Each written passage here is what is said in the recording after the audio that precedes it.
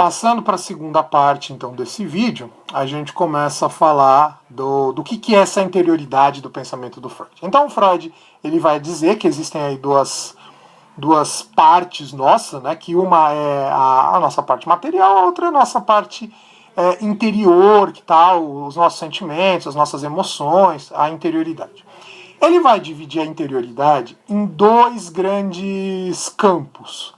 O campo do consciente e o campo do inconsciente. E para o Freud, o consciente, ele vai usar essa imagem, a imagem do iceberg, o consciente é só a ponta do iceberg que a gente consegue ver. O inconsciente é tudo aquilo que está ali afundado. É tudo ali que está para baixo da linha do mar, do nível do mar. O que ele quer dizer com tudo isso? Ele vai dizer que assim, o que é essas duas estruturas? Consciente é tudo aquilo que eu consigo acessar facilmente na minha mente. Estamos aqui, né? Se eu perguntar para vocês o que vocês jantaram ontem, muito possivelmente vocês vão facilmente lembrar, vão ter acesso a isso, é um tipo de memória que, enfim, é corriqueira, tal, mas é fácil porque foi algo que aconteceu recentemente. Agora, esse vídeo vai ser postado na terça-feira, dia 9 de junho.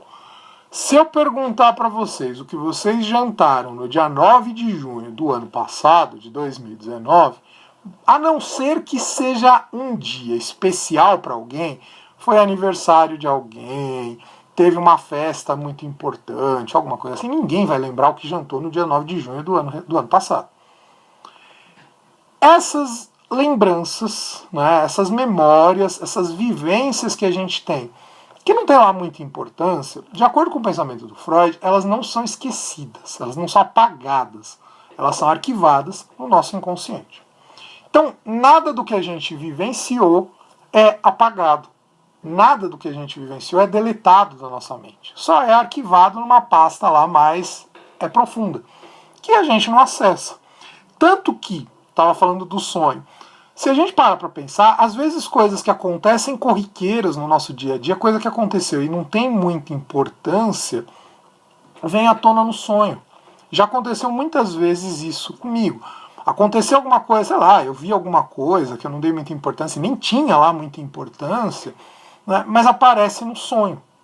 Então isso é muito normal, de acordo com o pensamento do Freud, porque o sonho é uma manifestação do inconsciente, vou falar um pouco disso mais pra frente. O inconsciente é aquilo que vai ser guardado que não tem lá muita importância. Então, de acordo com Freud, nenhuma das nossas experiências, nenhuma das nossas vivências é apagada. Ela vai ser arquivada e vai ficar lá na nossa mente. Só que tem um segundo tipo, que é aí onde começa a encrespar a coisa. Tem um segundo tipo de vivência que é colocada no nosso inconsciente. São as traumáticas. As experiências ruins que a gente passa no decorrer da nossa vida. Que para o Freud, isso é uma ferramenta de autodefesa. Eu passei por alguma coisa ruim na minha vida. Essa coisa ruim, que foi muito marcante, principalmente ele vai falar na infância. Eu passei por alguma coisa muito ruim na minha infância. Para eu não ficar lembrando daquilo o tempo todo e aquilo me trazer dor, a mente ela vai empurrar para o inconsciente. Então, sei lá, imagens, mesmo lembranças de coisas, enfim, tudo aquilo que me causa alguma dor, que me causa algum sofrimento, eu não vou ficar lembrando. A mente ela empurra para o inconsciente. Só que tem um problema sério para isso. Né?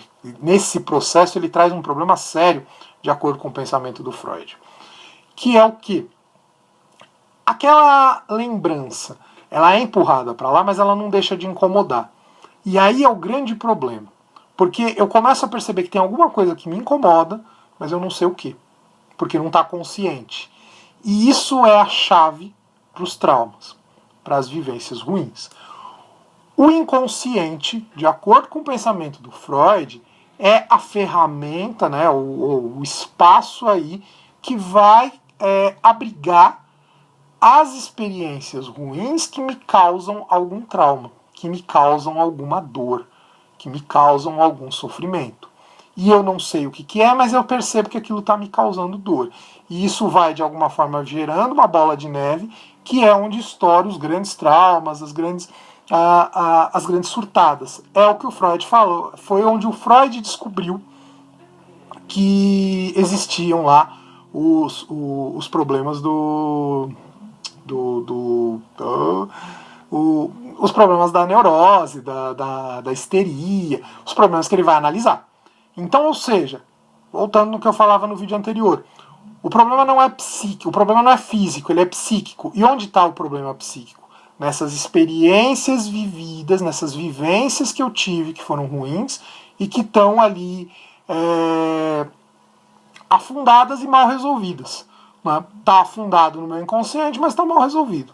Eu não resolvi aquilo ali. Eu não superei aquilo ali. Como superar? Né? Aí é que entra o trabalho do psicólogo, né? O trabalho da psicanálise, de acordo com o Freud. Como eu disse, existem outras linhas da psicologia, que eu não vou entrar no mérito aqui, até porque eu não conheço também. Eu estudei alguma coisa na faculdade, mas eu nem... Depois da faculdade, que já faz 13 anos que eu me formei, eu nunca mais mexi com aquilo. O grande trabalho do psicanalista é você fazer com que esse inconsciente venha à tona, para que a pessoa tenha, em primeiro lugar, consciência daquilo que te causa dor. E, em segundo lugar, você também superar, porque não adianta nada você simplesmente conhecer. Conhecer é um primeiro passo, mas você precisa superar, aceitar, entender que passou, por mais doloroso que seja, tem que seguir em frente. Então o Freud, ele faz a análise, a psicanálise nada mais é do que esse processo de tentar acessar o inconsciente.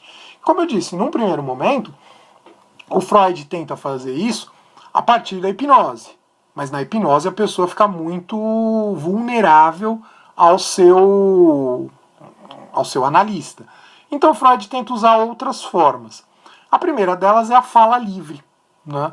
Quando eu falo alguma coisa, né, muitas vezes eu revelo como eu lido com determinados problemas ou o que está por trás ali da minha mente.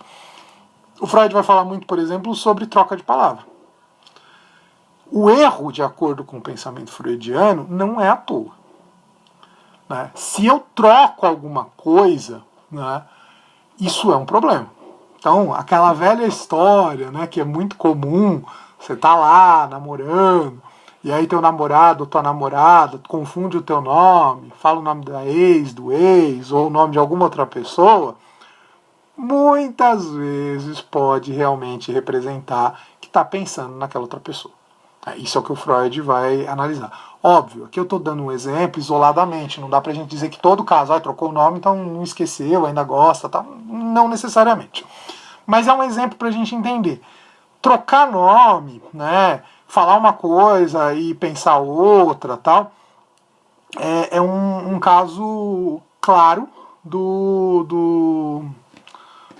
como a coisa tá, do como isso funciona, do inconsciente se revelando, né, quando eu estou falando sobre alguma coisa. Quando eu estou ali, né, expondo uma determinada situação, troquei alguma coisa, a partir do momento que eu troquei, pode estar acontecendo, é muito possível que esteja acontecendo, de eu estar revelando alguma coisa aí né, e aí, óbvio, vai depender do assunto e tal, mas isso para vocês entenderem e tal. E uma segunda é o sonho. Quando eu sonho com alguma coisa, o sonho ele não deixa de ser a manifestação de um desejo que muitas vezes não foi realizado. Então, eu tenho um determinado desejo. A gente vai ver, daqui a pouco Freud fala muito da questão sexual, né? Para ele a pulsão de morte, a pulsão de vida, a pulsão sexual tão presentes no seu pensamento, mas, enfim, o Freud, ele vai dizer, quando eu tenho um desejo, esse desejo não se realiza, o sonho ele tem um papel importante. E aqui eu vou pegar um outro exemplo, só para a gente fugir um pouco dessa coisa de desejo sexual. O Freud, por exemplo, vai dizer que o sonho ele é importantíssimo para a gente poder continuar dormindo. Porque se eu estou com fome, muitas vezes eu posso sonhar que eu estou comendo alguma coisa, e isso vai me dar ali uma sensação de saciedade e tal, que talvez eu não conseguiria se eu não sonhasse, porque eu ia precisar acordar para poder comer.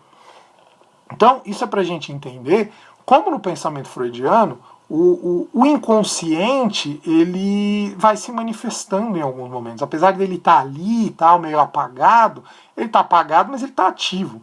E o momento que a gente dorme é o momento em que o inconsciente mais vem à tona.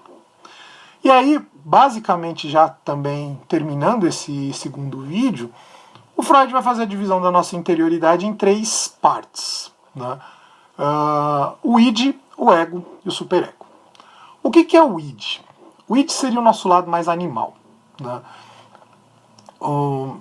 Tem aqui o vídeo lá das 3 partes da alma do pensamento do Platão, que não foi assunto que eu trabalhei com o segundo ano, não sei como foi trabalhado o ano passado. É assunto que a gente vê tanto no primeiro quanto no terceiro e tem uma forte relação disso. Não sei até que ponto Freud pode ter se inspirado, mas a relação para mim é muito clara entre o que o Freud pensa e o que o Platão pensava. Primeiro, então, vem o id. Id, em alemão, significa isso, é algo indefinido. É o nosso lado mais animal, o nosso lado mais relacionado aos nossos desejos animais. Está muito ligado ao inconsciente. Então, o id é onde está o que é próprio do nosso lado mais animal, relacionado aos nossos desejos. E aí, como eu disse, vai estar a questão do desejo sexual e tal, e vai estar também, óbvio, outros desejos relacionados à sobrevivência da espécie. Do outro lado, a gente tem o superego, que é formado no nosso ser a partir das experiências que a gente tem de negação.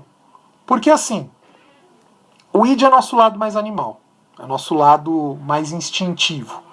O superego, ele se forma porque nem sempre eu posso viver de acordo com o meu id. Eu sempre usava isso como exemplo em sala de aula e eu acho que faz muito, apesar da gente não estar em sala de aula, eu acho que ajuda bastante a gente a entender. Eu, por exemplo, eu odeio acordar cedo. Né? Sempre odiei acordar cedo e tal. Mas pela natureza da profissão que eu tenho, eu sempre tive que acordar muito cedo. Eu sempre acordei, né, na média de 5h30, nunca muito depois disso. Atualmente até acordar tarde. Pelo meu id, qual é a minha vontade? Continuar dormindo. Né? O relógio tocou, minha vontade é desligar o relógio, desligar o celular e voltar a dormir. Isso é o id. Porém, o superego me impõe. Eu preciso levantar para ir trabalhar. Preciso acordar, preciso me trocar, preciso me vestir, preciso escovar dente, tal. Eu não costumo tomar café de manhã, pegar o ônibus, ir trabalhar e tal. Isso é o que a sociedade me impõe. Eu não tenho como fazer isso. Eu posso até pegar um dia, de repente, e falar, foda-se, hoje eu vou dormir, hoje eu não vou trabalhar. Mas eu não consigo fazer isso todo dia. Porque se eu fizer isso, eu vou ficar sem salário. Então, assim como vocês, se fosse numa situação normal, você pode pegar e fazer isso de vez em quando. Um dia ou outro falar, hoje eu não vou, não quero acordar, tal, vou dormir, tô com sono, tô cansado, né, não vou lá. Mas se eu faço isso todo dia, eu vou perder o ano. Né? Você perde o ano, você repete.